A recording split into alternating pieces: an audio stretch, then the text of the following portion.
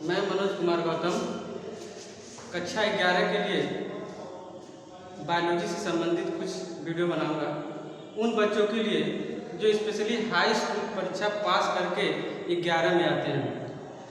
11 में आने वाले बच्चे जो बायो सब्जेक्ट लेते हैं उनके लिए कुछ ऐसे कॉन्सेप्ट बताएंगे जो उन्हें आना ही चाहिए।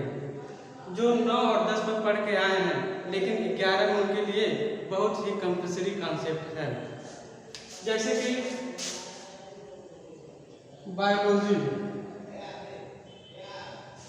बायोलॉजी शब्द की उत्पत्ति कहाँ से हुई, बायोलॉजी शब्द किसने दिया, बायोलॉजी का डेफिनेशन क्या है। ये बायोलॉजी शब्द एक ग्रीक भाषा है, Greek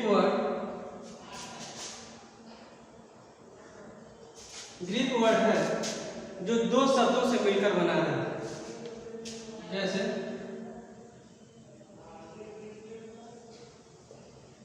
bio plus logy.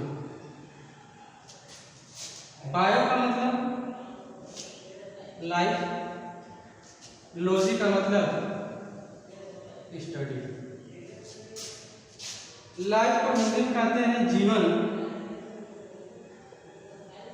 Study को कहते हैं अध्ययन।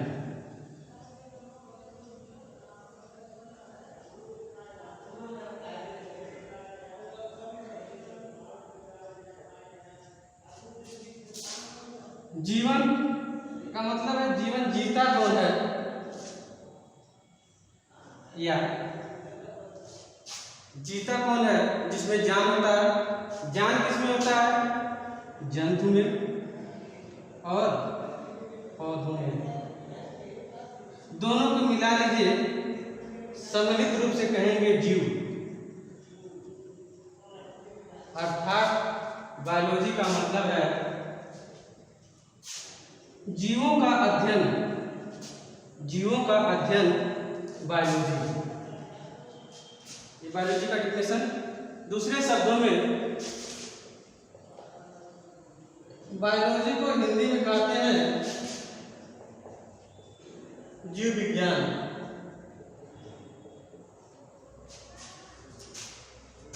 विज्ञान की वह शाखा, विज्ञान की वह शाखा जिसमें जीवों का अध्ययन किया जाए उसे हम क्या कहते हैं, बायोलॉजी। बहुत आसान है, तोड़ तोड़ कर पढ़िए, आराम से इसका डेफिनेशन निकलेगा। विज्ञान की वह शाखा जिसमें जीवों का अध्ययन किया जाए बायोलॉजी कहलाता है। यहाँ से भी वही था, जीवों का अध्ययन बायोलॉजी कहलाता है। अब आइए, बायोलॉजी शब्द किसने दिया।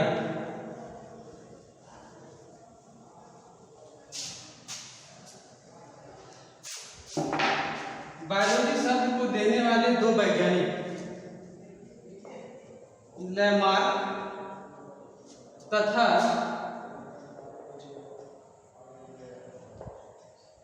ट्रिवेरेनस। 2 वैज्ञानिक थे, लेमार्क तथा ट्रिवेरेनस।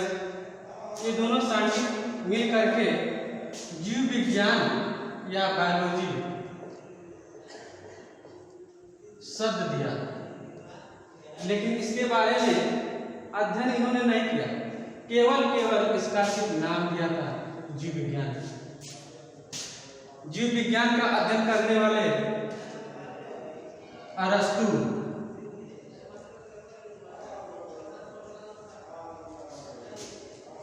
अरस्तु नाम के वैज्ञानिक ने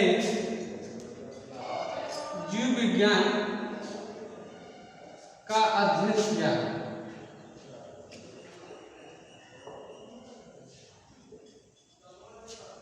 इन्होंने जीव विज्ञान में 2 शाखा, जंतु विज्ञान तथा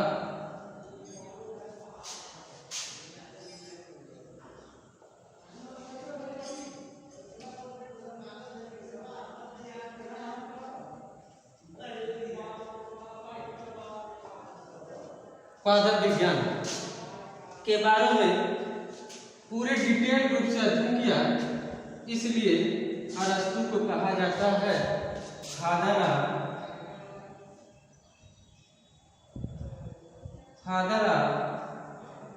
बायोलॉजी। कौन हुए?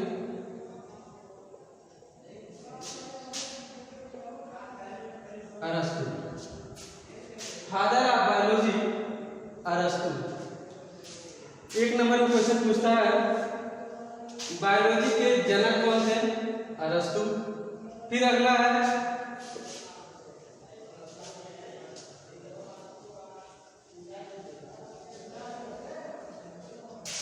है बायोलॉजी के शाखा, बायोलॉजी को कितने ब्रांच में बांटा गया है? इनको दो भाग में, पहले कहते हैं जंतु विज्ञान और दूसरा है वनस्पति विज्ञान। Botany, zoology. अब आइए जूलॉजी के बारे में पढ़ा जाए। जूलॉजी होता क्या है? इसको दो भागों में बांट दिए, जू प्लस लॉजी। जू का मतलब होता है चिड़ियाघर। चिड़ियाघर में रहते हैं क्या? जानवर, पक्षी, अर्थात पशु पक्षी और जानवर का एक ऐसा घर जहाँ ये लोग रहते हैं, उन्हें कहते हैं चिड़ियाघर। कहने का मतलब ये है, लॉजी का मतलब है अध्ययन। जंतुओं का या पक्षियों का सम्मिलित रूप से जीव का, अर्थात जंतुओं का अध्ययन भी क्या है? जंतु विज्ञान। ऐसा विज्ञान जिसमें केवल जंतुओं का अध्ययन किया जाता है उसे कहते हैं जंतु विज्ञान या जूलॉजी। अगला बॉटनी। बॉटनी में पशुओं से संबंधित चरना, पशुओं के द्वारा चरे गए पौधों का अध्ययन। पशुओं के द्वारा चरे गए पौधों का अध्ययन ये क्या कहलाता है? बॉटनी। ठीक, इनका पूरा होता है कि फादर कौन है और बॉटनी के फादर कौन है। जूलॉजी के फादर लेते हैं अरस्तु, फादर ऑफ जूलॉजी अरस्तु, फादर ऑफ बॉटनी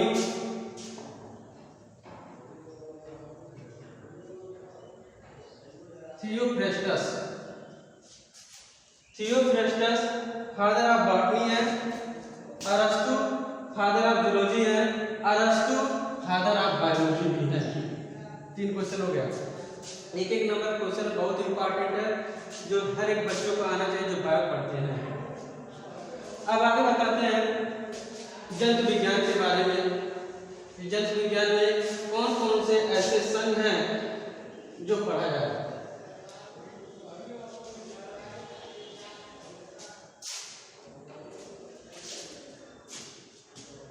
स्टोटर और यूसेंजर नाम के 2 साइंटिस्ट आए। इन्होंने पूरे जंतु जगत को, पूरे जंतु जगत को 2 भागों में बांट दिया। अर्थात विश्व में पाए जाने वाले जितने भी जंतु हैं, स्टोटर और यूसेंजर ने सिर्फ और सिर्फ 2 भागों में बांटा। वो 2 भाग कौन से? पहले भाग को उन्होंने कहा नॉन कार्डेटा, दूसरे भाग को कहा कार्डेटा।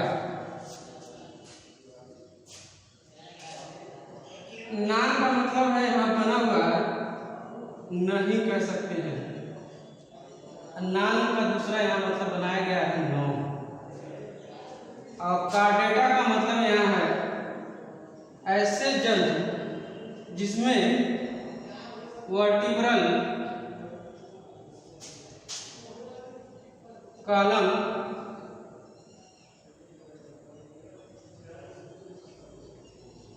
पाए जाते हैं, अर्थात ऐसे जंतु जिनमें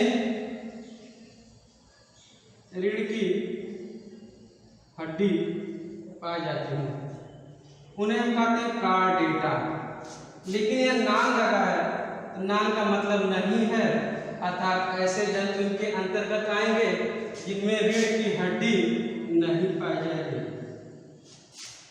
और इस नाम कार्डेटा के अंतर्गत हम 9 फाइलम बनाए हैं। कितने फाइलम? 9 संघ बनाए हैं जिनके अंतर्गत ऐसे जंतु के रखे गए हैं जिनमें रीढ़ की हड्डी नहीं पाई जाती। अगला है कार्डेटा। कार्डेटा का मतलब है ऐसे जंतु जिनमें क्या मिले? रीढ़ की हड्डी। रीढ़ की हड्डी पाए जाने वाले सभी जंतुओं में को कार्डेटा के एनिमल कहा जाता है। इनको मुख्यतः 5 भाग में बांटा गया है। 5 भाग में इनको, 9 भाग में इनको, कुल कितना? 14 भाग। अर्थात पूरे जंतु जगत को इन्होंने 14 भाग में डिवाइड किया था, स्पेशली नॉन कार्डेटा और कार्डेटा में।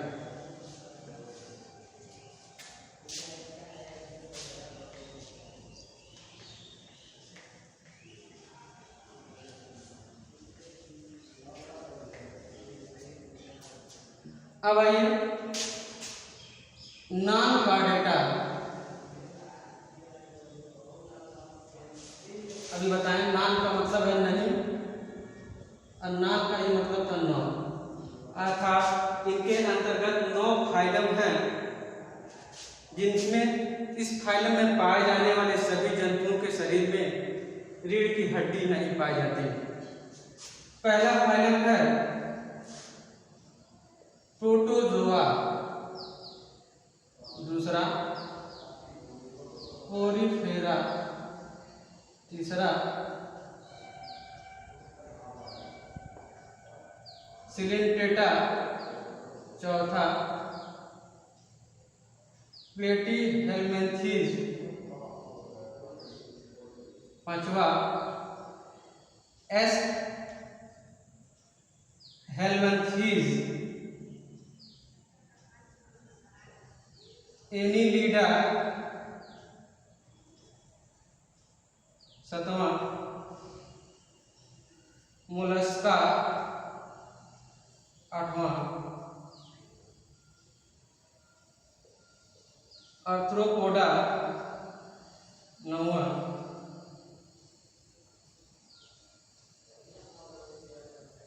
इकानोडर्मिटा। ये पूरे फाइलम जो है, और इन फाइलम में किसी भी जंतु में रीढ़ की हड्डी या वर्टिब्रल कॉलम नहीं पाई जाती।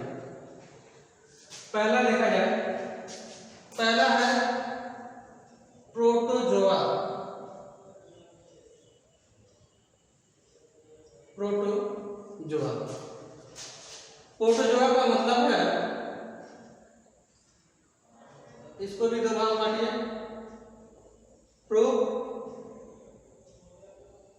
जोआ, प्रो का मतलब है पहले, और जोआ से बना है जंतु या जीव।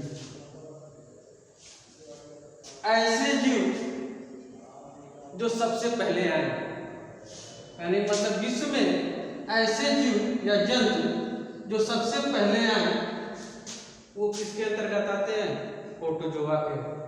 अर्थात दुनिया में या इस वर्ल्ड में सबसे पहले आने वाला जो जंतु था वो प्रोटोजोआ संघ के अंतर्गत आया। प्रोटोजोआ का लक्षण क्या है? ये हमें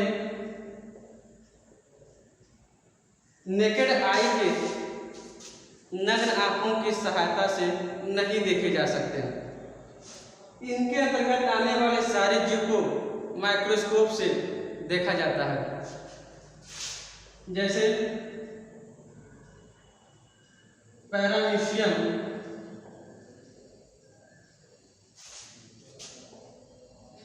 यूग्लिना,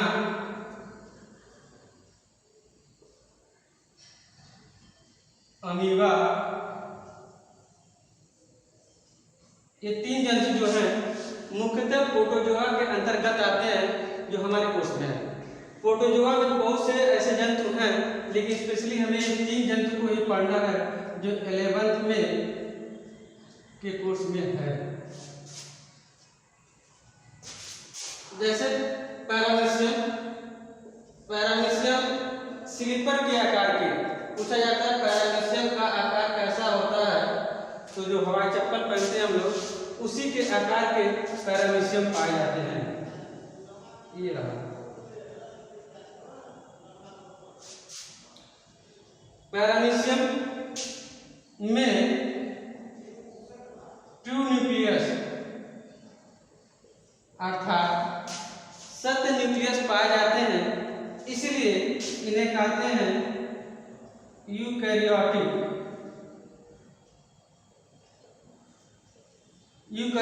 के मेंबर हैं। पैरामीशियम का लोकोमोशन,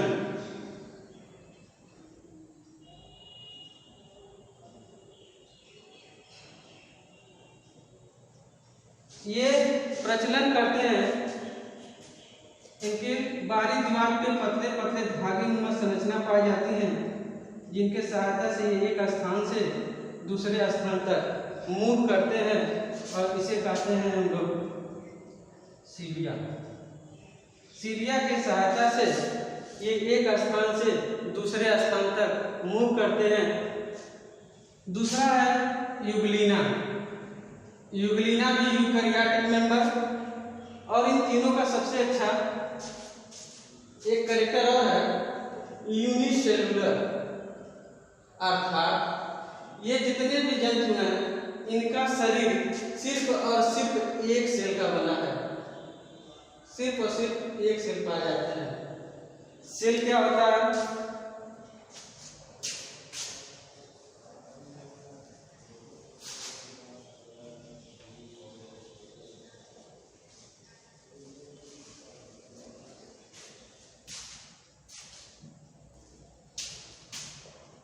सेल, कोशिका। कोशिका मुख्यतः 3 तरह के, ए सेलुलर,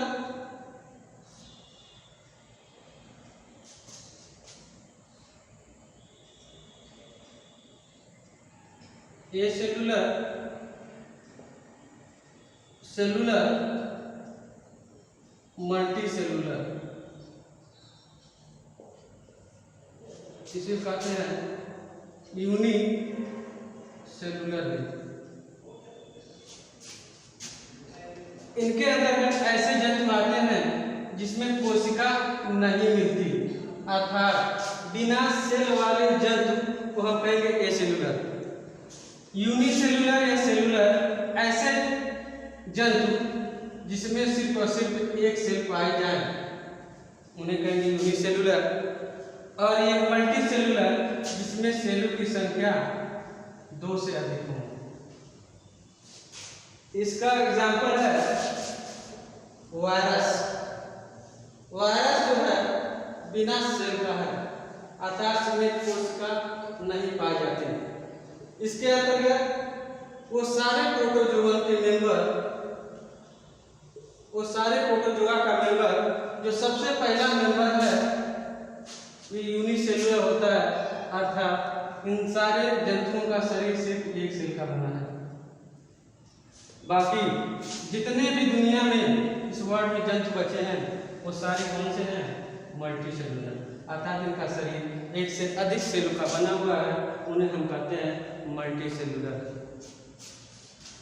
पोरीफेरा दूसरा नेक्स्ट क्लास में।